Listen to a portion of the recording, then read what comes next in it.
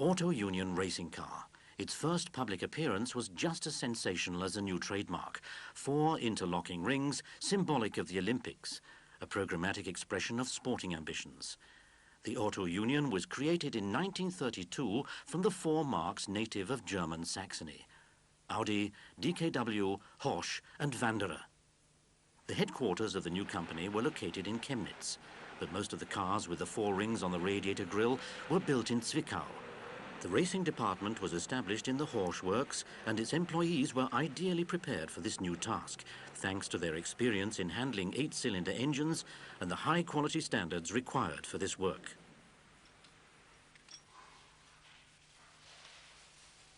"20 mechanics were responsible for the engine, 6 for the gearboxes and axles, and 12 for the chassis.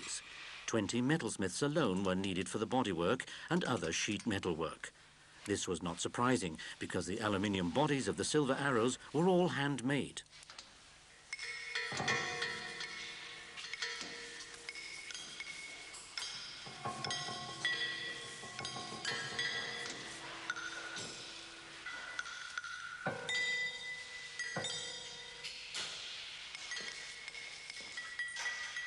All parts, including cylinder liners, the engine block and the main engine bearings, were machined in the Horsch series production plant.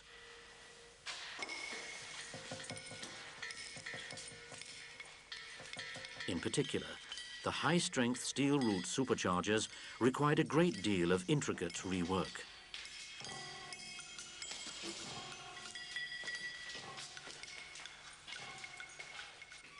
The racing car was designed by Ferdinand Porsche. His concept called for a 4.4-litre engine, its displacement being distributed over a large number of small units to give a V-type 16-cylinder arrangement. The ignition mixture was injected into the engine through a supercharger. Each cylinder was to have 1 inlet valve and 1 outlet valve. All 32 valves were controlled by a central camshaft. In the first engine, a single-piece crankshaft was still used. However, the vibration and elasticity problems could not be solved with the required length and loading. A decision was therefore taken to gear the individual crankshaft segments and screw them together.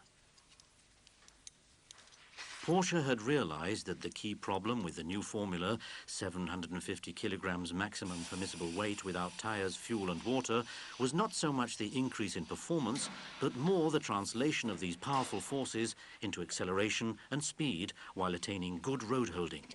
This prompted him to shift the center of gravity to the rear in his design and position the engine and gearbox behind the driver.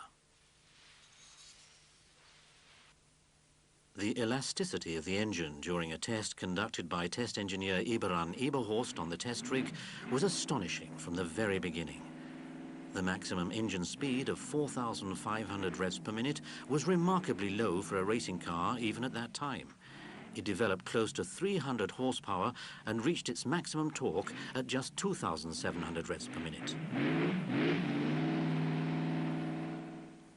In his contract with Auto Union, Porsche had agreed to the acceptance condition that the car had to drive 10 laps of the Avus racing circuit and reach a speed of at least 250 kilometers per hour on each straight. The first test drives took place in autumn of that same year on the Nürburgring racing circuit, and on the 6th of March 1934, a mere 364 calendar days after work had started, Stuck drove the agreed 10 laps of the Avus circuit and set a world record of 217.110 kilometers in 1 hour. In order to set this record, he had to drive at a maximum speed of 270 kilometers per hour on the straights.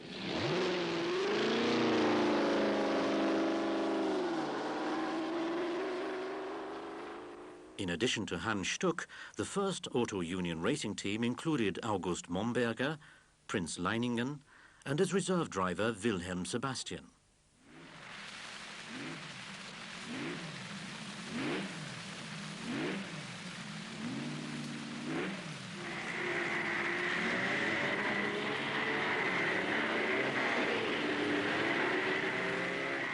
In 1934, the Auto Union car took part in over a dozen races in Germany and Europe, including a race at the Avus circuit in Berlin for the first time.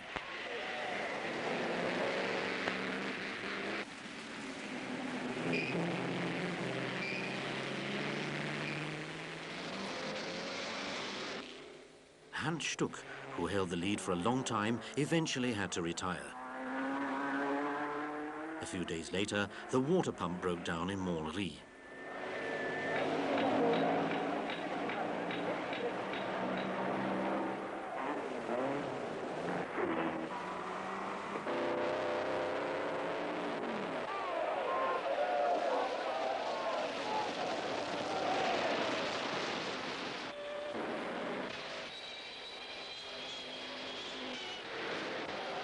In the German Grand Prix at the Nürburgring racing circuit, Hans Stuck at last took his chance brilliantly. With start number 1, his car was the first to cross the finishing line after 500 kilometers over the twisty and hilly circuit. A loud cheer went up when Stuck took the checkered flag as the race winner. The leading drivers, racing manager Walb and designer Porsche, had every reason to be proud of the first year of racing. Stuck won 3 Grand Prix and became German road racing champion and German hill climbing champion. In 1934, Bernd Rosemeyer had secured a place in the works team together with Paul Pietsch after test drives. He only drove the Auto Union racing car for another 3 years.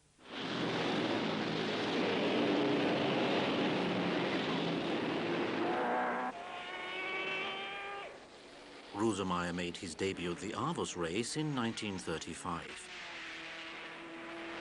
He chalked up his first victory at the end of the same season in Brunn.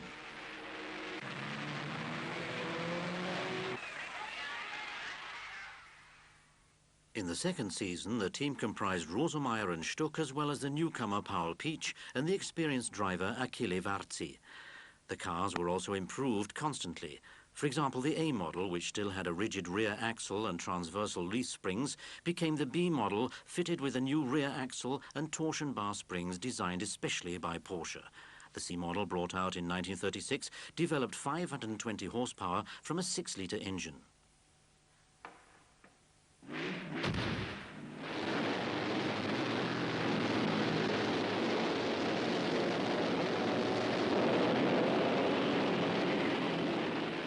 (1936) was without doubt the most successful year for Auto Union. The team-up between Auto Union and Bernd Rosemeyer proved unbeatable. During the international Eifel race, the Nürburgring racing circuit showed the vagaries of the weather. Right from the start, the race developed into a head-to-head struggle between Bernd Rosemeyer and Tazio Nuvolari. The world-class Italian driver, driving an Alfa Romeo, had built up an 8-second lead by lap 5.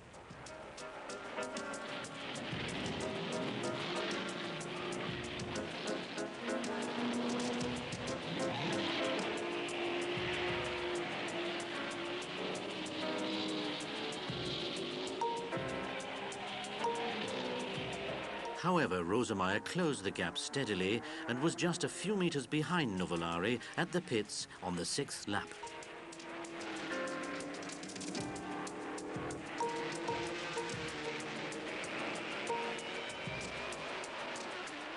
Rosemeyer then took the lead on the back straight, much to the delight of the spectators.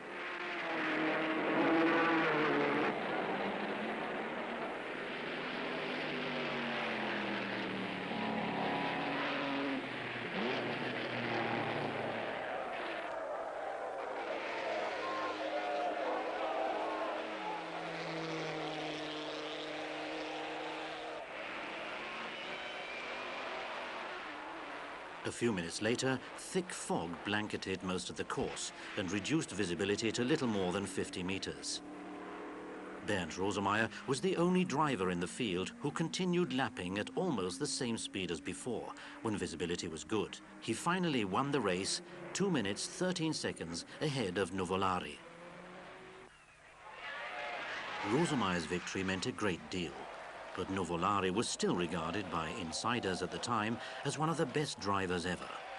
He was also considered to be one of the most sporting drivers because after young Rosemeyer gained victory, Nuvolari expressed genuine joy at his success.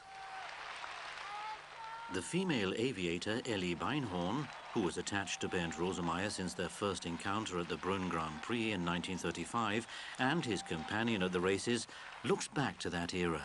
Das war eine ganz besondere Freundschaft. Die beiden, der Nuvolari. The friendship between the two men was very special. Nuvolari was, if you like, one of the fairest competitors. When he realized that the other driver was quicker, he signaled to let him pass.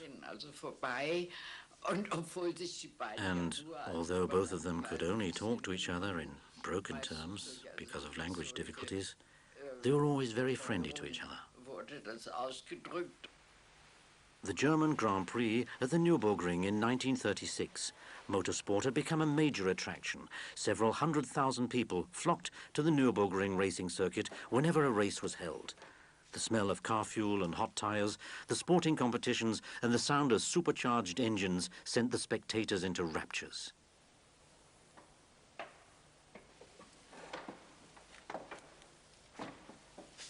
Preparations for the race. The mechanics go about their work with their usual degree of diligence. In addition to the great public idols, the starting lineup include Achille Varzi and the newcomers Rudolf Hasser and Ernst von Delius. Final fingertip tests to see whether all 16 cylinders work.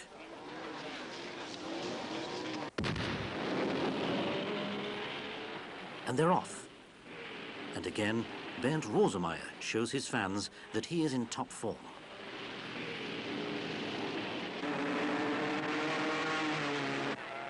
On the third lap, he is timed at 9 minutes, 56 seconds.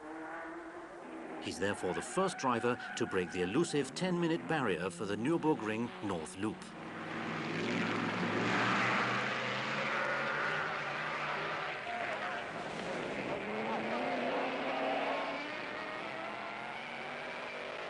The race ended with a double triumph for Auto Union when Rosemeyer took first place and Stuck was runner-up.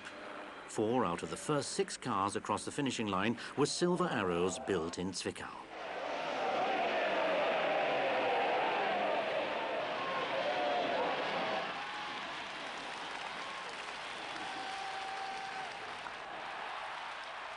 It didn't take long to find out why Bernd Rosemeyer was in such a good mood. Only a few days before the race, he had married Ellie Beinhorn.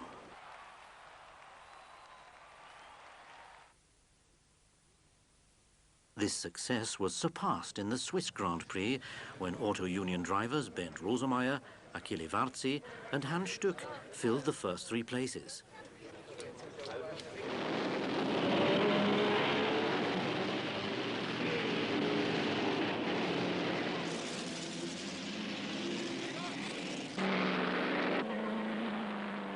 Only 5 cars finished the race, and 4 of them were from the Auto Union team.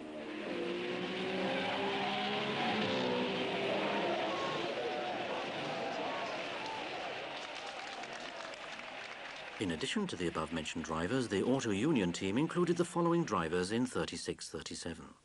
Ernst von Delius, who was killed during the German Grand Prix in 1937. Rudolf Hasser, who, like Delius, had been successful in the past as a sports car driver. And Hermann Paul Müller, who, like Rosemeyer, had taken part in motorcycle races.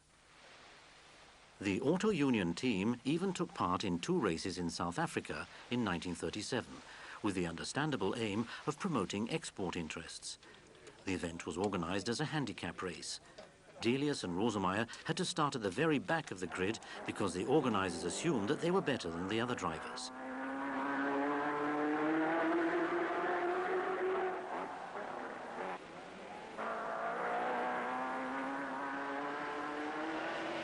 In spite of the oppressive heat and a course that was anything but kind to tires, Auto Union was still able to celebrate a double triumph in Cape Town.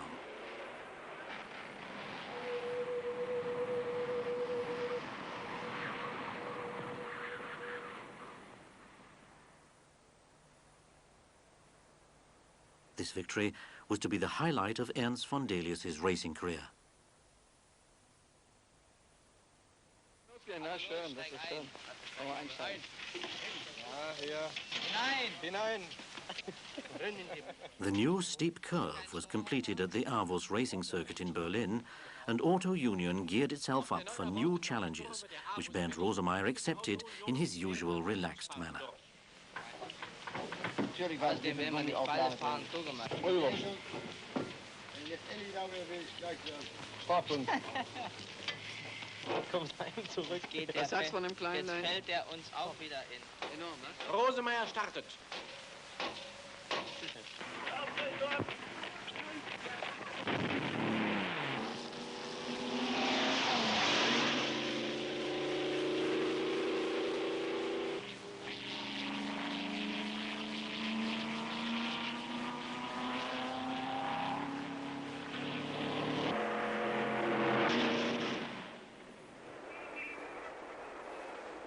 The non-Formula Avus race was held in Berlin at the start of the 1937 racing season. Auto Union took part in this race with a car body that had been developed in a wind tunnel. The final shape of the car body commanded admiration everywhere.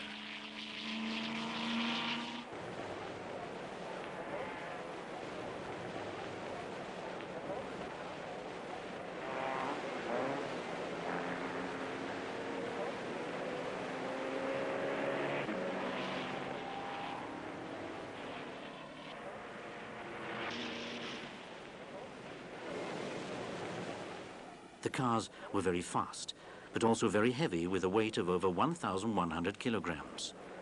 The tires, therefore, became the weak point, and they had to be changed more than usual. The race was won by the Daimler-Benz driver Hermann Lang by the narrowest of margins ahead of the three Auto Union cars. Ernst von Delius successfully finished runner-up in a standard single-seater racing car.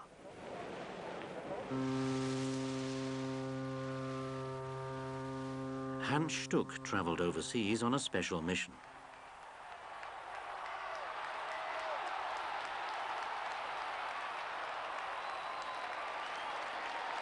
He was to advertise German technology by taking part in the Rio Grand Prix on the 6th of June 1937.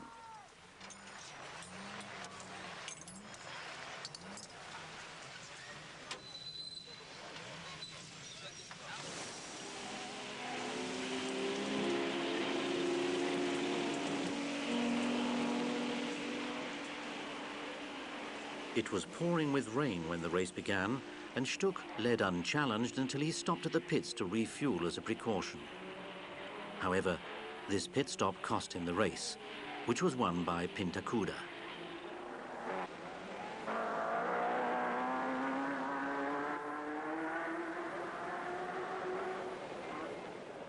Achtung, Achtung! Wir starten zum Ziel! Start zum Eiffelrennen 1937!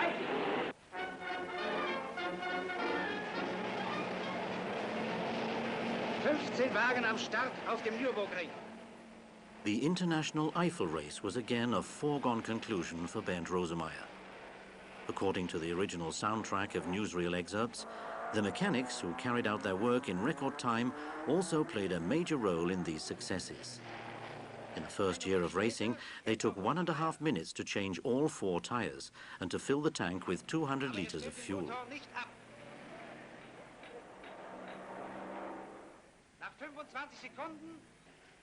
Thanks to all year-round training and maximum concentration, they performed the same task in 25 seconds during the 1937 Eiffel race. This was an all-time record. The thunderous applause from the grandstands was a just reward for this outstanding achievement.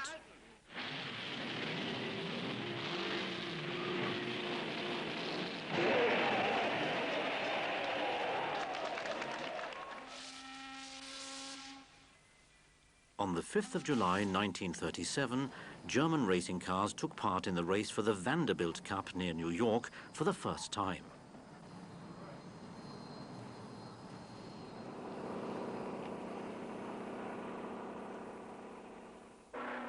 Bernd Rosemeyer won this race after a very hard struggle.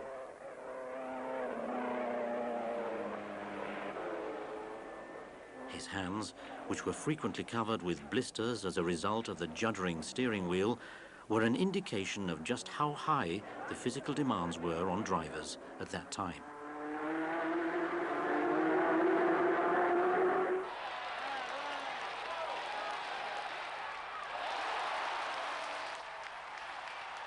His laughter and the triumphant gesture with which he accepted the cup are nowadays still the typical pose of a radiant victor.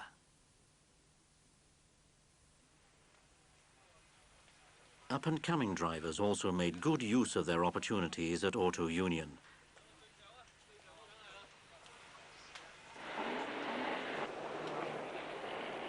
Hasse won his first Grand Prix in Belgium on the 11th of July. While some of his rivals had spectacular crashes, he finished ahead of old hands like Stuck and Lang. Und erreicht mit einem Renndurchschnitt von über 167 Stundenkilometern das Ziel. Of course, he was highly delighted with his victory. Der Nachwuchsfahrer der Auto Union, sein erster Sieg und gleich ein großer Preis.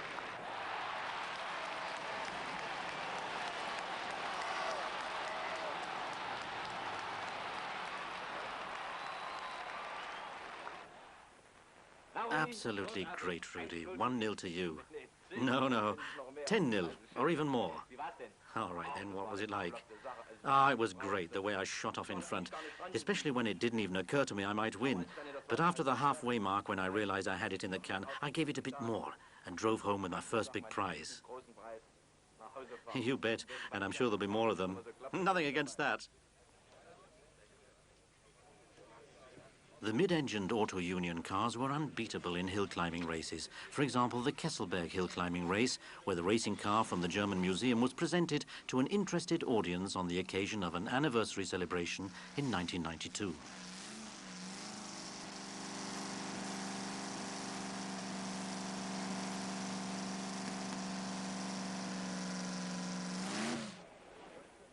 The German hill-climbing Grand Prix at Schauinsland was the other race in which the fans of the racing drivers were mainly adolescents.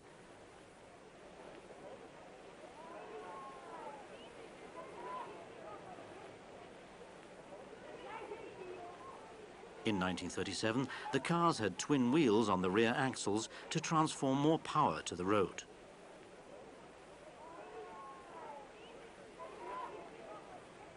Stuck proved once again that his nickname, King of the Mountains, was justified. Rosemeyer finished as runner-up.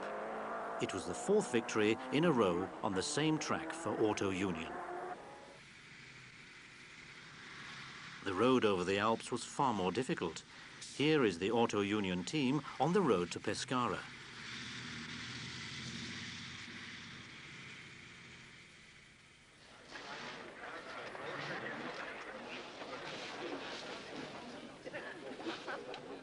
The battles with its main rival Mercedes-Benz had become more intense. The racing cars from Untertürkheim now had more power and stamina, but Auto Union had not forgotten how to win.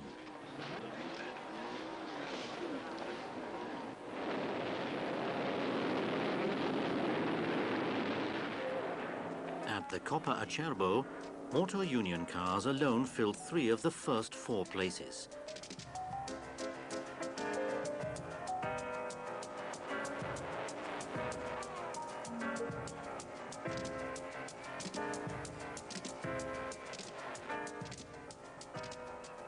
The race was won by Bernd Rosemeyer, followed by H.P. Müller and Luigi Fagioli.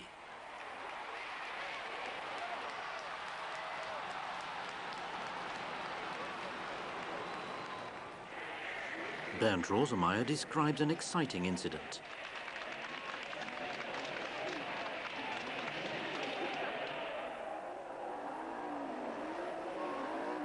Ja, Sie haben uns ja einen schönen Schrecken eingejagt.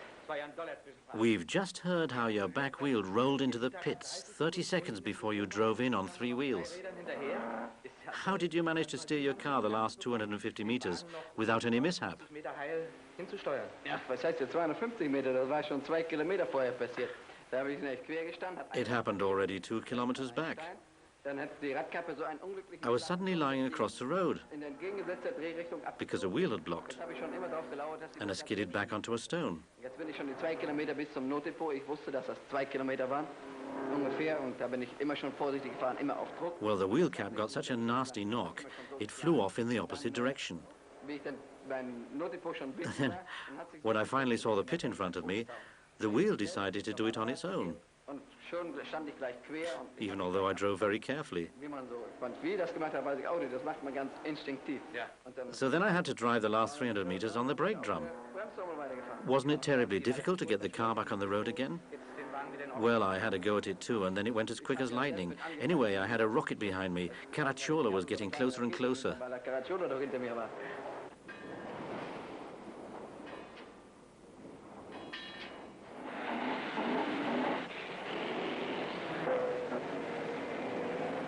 In October 1937, a race in the large automobile class was held for the first time at the Donington racing track.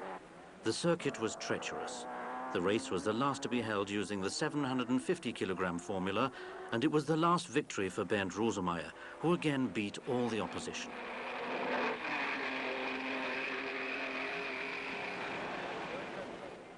It was certainly worth losing a pair of trousers to gain this triumph.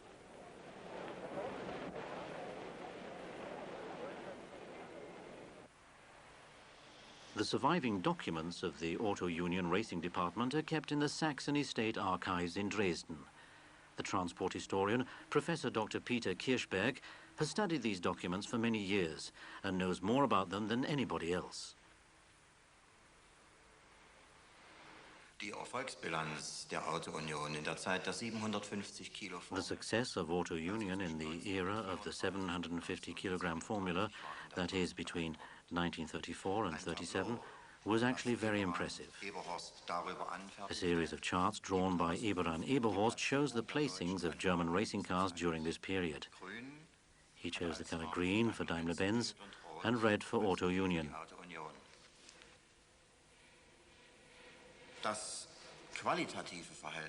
In terms of quality, the relationship between the two rivals can rightly be regarded as balanced. However, when it comes to quantity, it's obvious that Auto Union is well ahead. Whereas the Swabians were still in front with 12 victories in Grand Prix, compared to 7 by the team from Saxony, the picture was reversed in circuit races.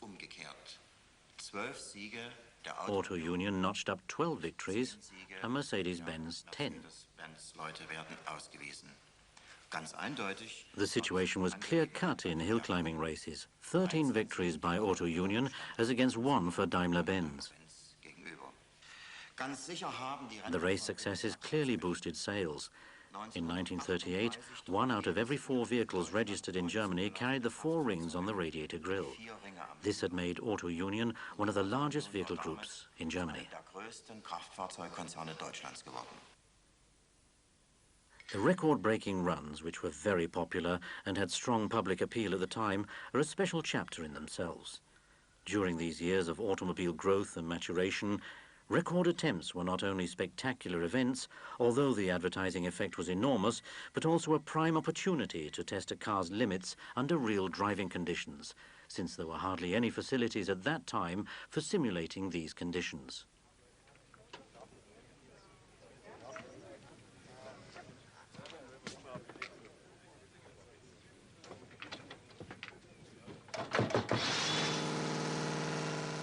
After his record-breaking run in March 1934, Stuck set further records, in particular in February 1935 near the Italian town of Lucca.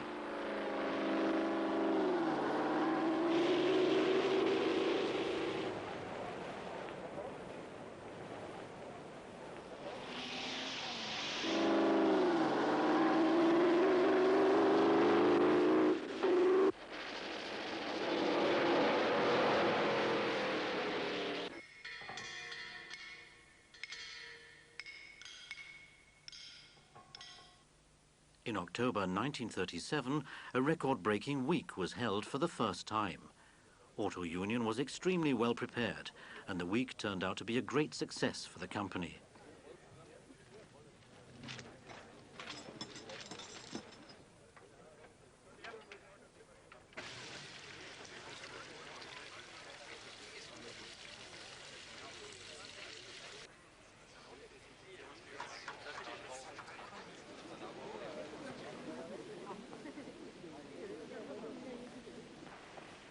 During the week, Rosemeyer was the first driver to exceed the 400 km/h barrier on a normal road.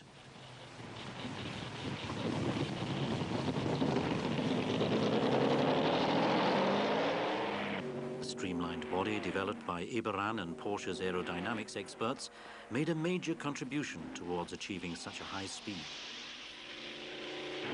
The record set by Rosemeyer over 1 kilometer from a standing start was even more remarkable from a technical point of view, since it depended on maximum acceleration and thus primarily on the intuition of the driver in using the accelerator and knowing when to change gear. Auto Union was also represented at Mercedes-Benz next record-breaking attempts on the 28th of January 1938. Ist bei neuen Rekordversuchen auf der Frankfurter Autobahn tödlich verunglückt. After the record-breaking run of 432 kilometers per hour by Caracciola in the morning, it was Rosemeyer's turn on the test track. Mathematically speaking, his car was capable of reaching a speed of 440 kilometers per hour. And in fact, he was 1 kilometer per hour faster than his rival on the outward run. However, on the return run, his car left the track and turned over, killing Bernd Rosemeyer instantly. After that, Auto Union never again took part in record-breaking runs.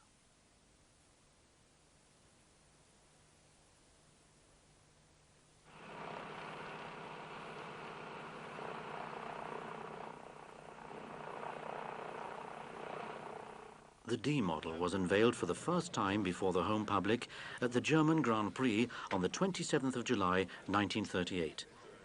After the death of Rosemeyer, the Italian Tazio Nuvolari was signed up for the team. The opposition comprised a well-known phalanx of Mercedes drivers, Manfred von Brauchitsch, Rudolf Caracciola, Hermann Lang, and the young Englishman Dick Seaman. The Auto Union team was again completed by Hans Stuck, Rudolf Hasser, and H.P. Müller.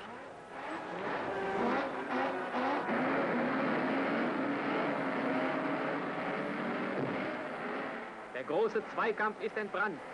Über 500 Kilometer, 22 Runden, 22 Mal sind die 174 Kurven des Nürburgringes zu durchfahren. It was plain to see that Auto Union had fallen behind its competitors because work on developing a new car had started too late in Zwickau. Stuck and Nuvolari finished this race third and fourth, but they had no bearing on the final outcome.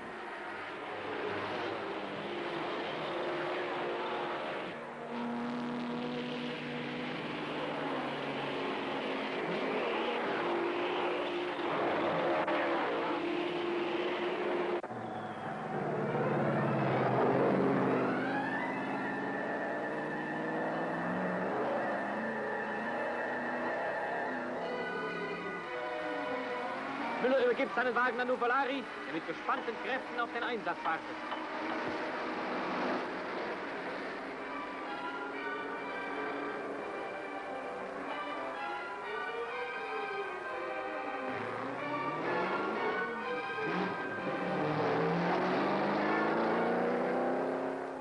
Hans Stuck hält.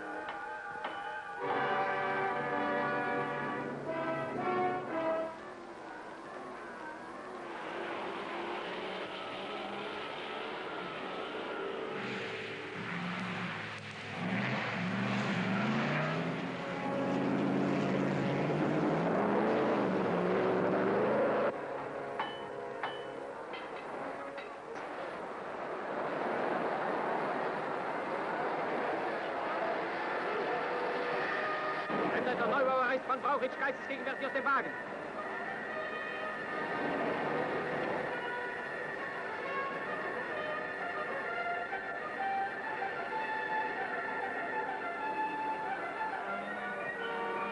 Seaman fährt um die Brandstelle herum, wieder ins Rennen.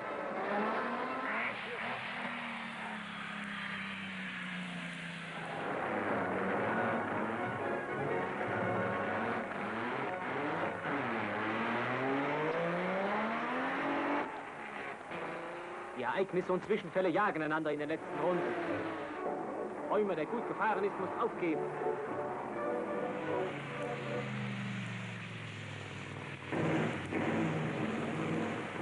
Nuvolari, der an dritter Stelle lag, der Seaman entlang, muss kurz vor Schluss noch einmal halten. Hans Stuck ist jetzt an dritter Stelle. Seaman, der junge Engländer, siegt in einem dramatischen Rennen. Es ist sein erster großer Erfolg auf Mercedes-Benz. Hermann Lang, der Tripolis-Sieger, ist Zweiter.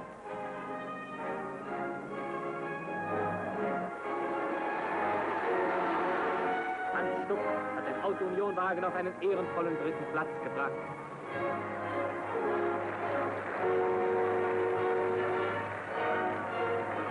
In 1938, a new formula was introduced. For the first time, there were separate classes for supercharged and naturally aspirated engines.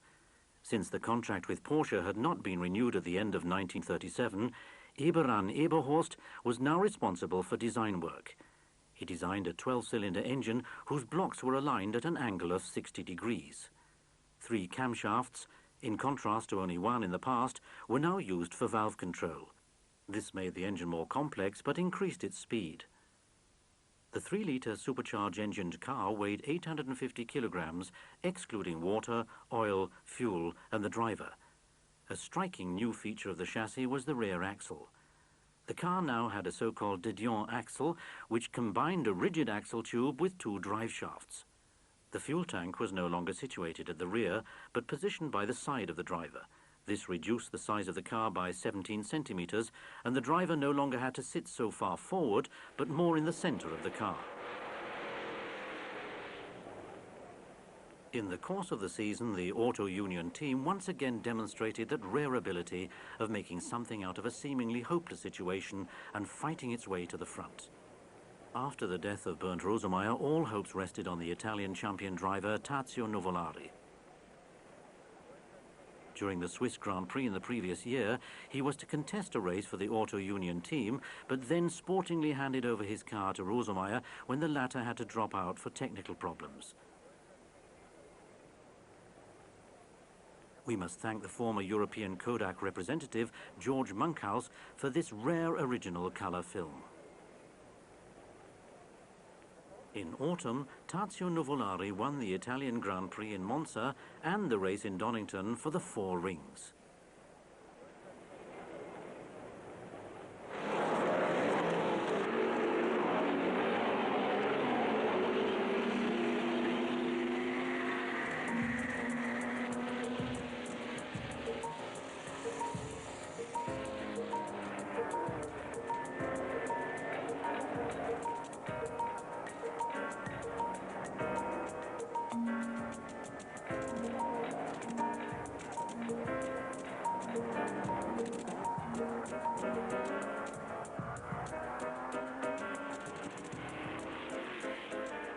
The race, which was held on the almost unchanged, bumpy, twisty circuit, did not pass without incident when one of the competitors lost some oil.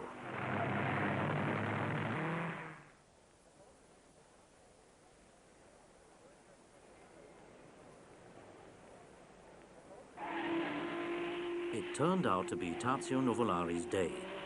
He took the lead after it had changed several times in the race, and he held the number 1 spot impressively right to the checkered flag without being challenged.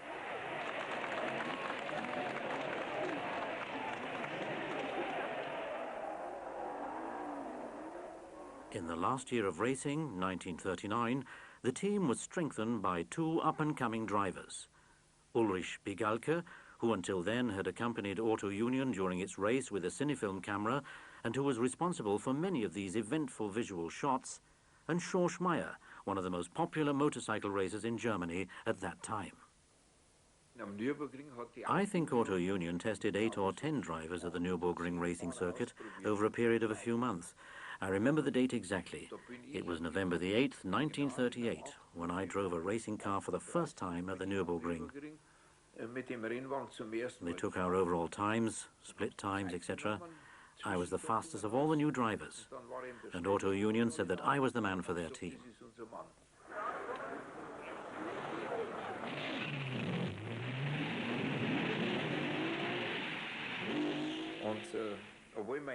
Although my racing car was on fire, they pulled me out. But I soon got back in again, and I had burns everywhere, but I still managed to finish in 2nd place.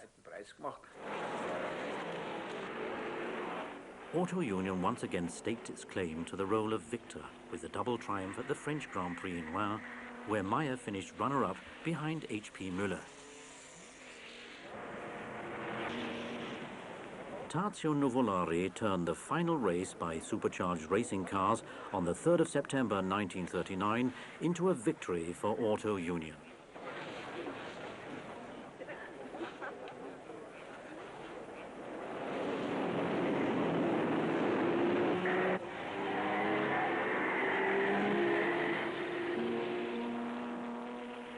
This was the last race in which the Silver Arrows took part. From that day on, they became part of history.